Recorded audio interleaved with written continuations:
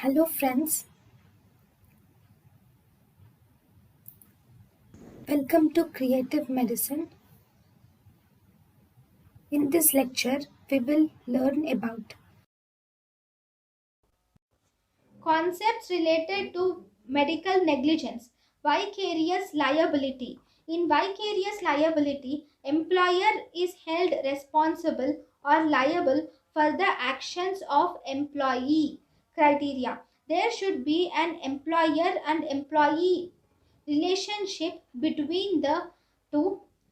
Employee conduct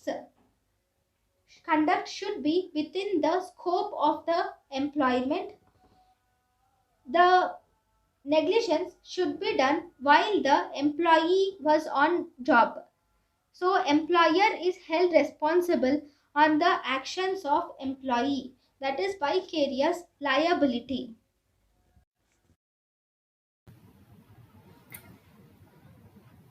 thank you and thank you for watching.